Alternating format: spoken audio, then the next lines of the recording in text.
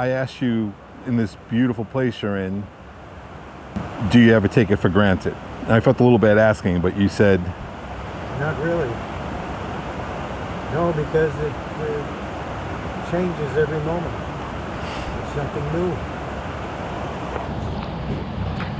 You know, and when people tell me that, I feel so wonderful, because usually the next thing I say is, so you're actually aware of that? And you say yes. I am.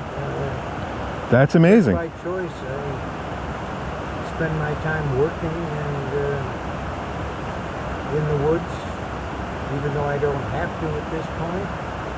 But I clear away needed dead wood and use that wood as part of our heat. Fuel. For fuel. And it keeps the forest healthier and encourages smaller animals and insects. You learn to leave some dead stumps for birds, small critters, insects, for the balance of nature to resume in the healthiest way. It's fantastic, that's it. And being just right on the edge of that balance and trying to watch it. And it increases the awareness of the power greater than ourselves that created and exists. And that is a marvelous way to center your soul. How you define soul? Yep. Center your being. Yep. So that you can appreciate the moment and not lose yourself in the past or the future, where it's pretty much meaningless to spend your time there anyway. And, it's very fundamentally beautiful. So you concur? that is the reason I'm here. Yeah, it was my great uncle's farm here. And this place was known about for a long time, but never developed as a commercial enterprise. The locals knew that this... The locals knew it was here. They would come and have picnics, and we've got some old pictures of ladies in long skirts down here, climbing around on the rocks. And fantastic. Your Uncle Jim was smart enough to put a tin cup out there, Hee-hee. coffee cup, and collect a few nickels. Yes. Cling, cling. Yes. I've often just said, oh, I'm just so fortunate to have this place as a backdrop for my life. And it's good that we don't keep it just for ourselves. You know, we want to share it. I'd have to agree with that. Personally, I would not be here unless you made that choice. And most people are just delighted to have a place that they can wander without a guide, by themselves, to sit down as you are and just soak it in and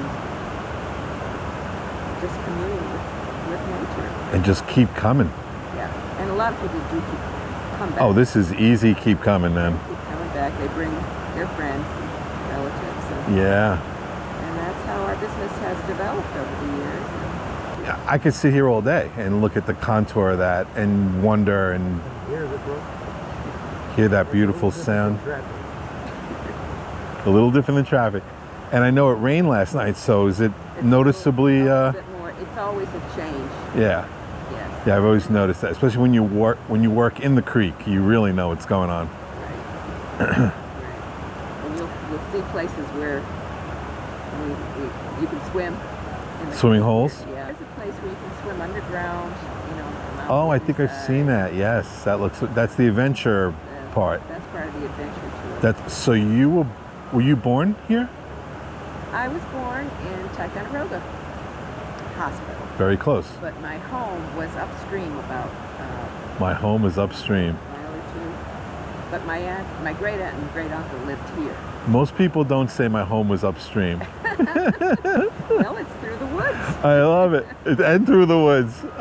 My sister and I used to walk here every day in the summertime, and we took care of the tourists that came, the few.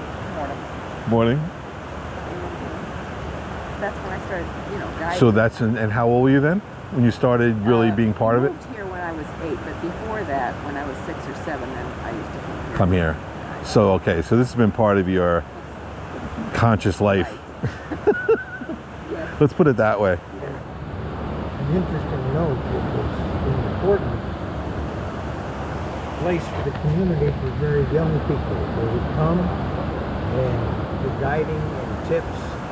They would wear a Robin Hood hat and a t-shirt, and people loved them. And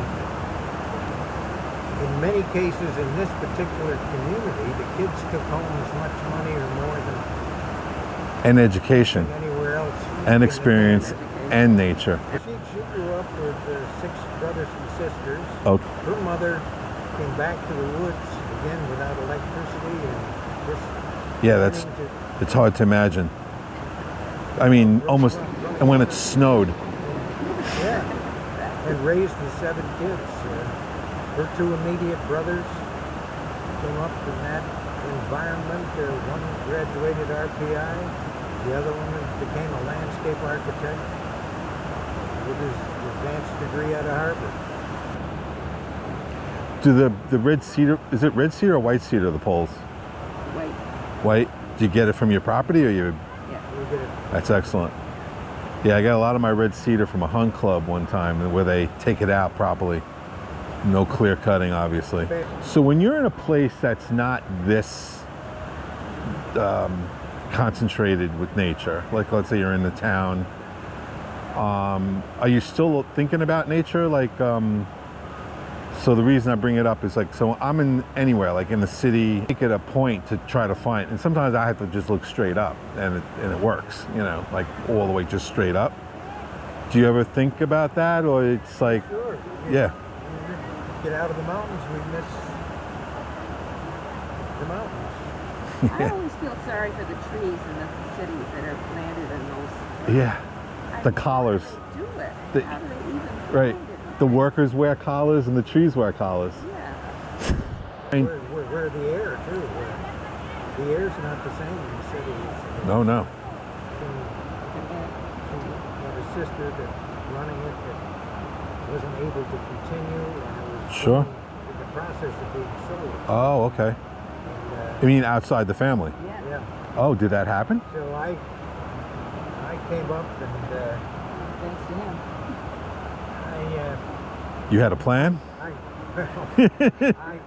managed to convince the person not to buy. Okay, that was the first step. And, Did you warn them about flooding? It floods terribly. Bears.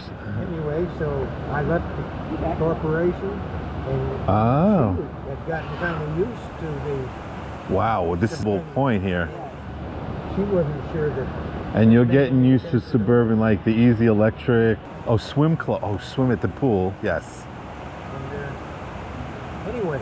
Yeah, it's a came different back life. and I've never looked back or regretted today, and that's 50 years ago. Yeah, that's. We've been married 64 next July 14th. Congratulations.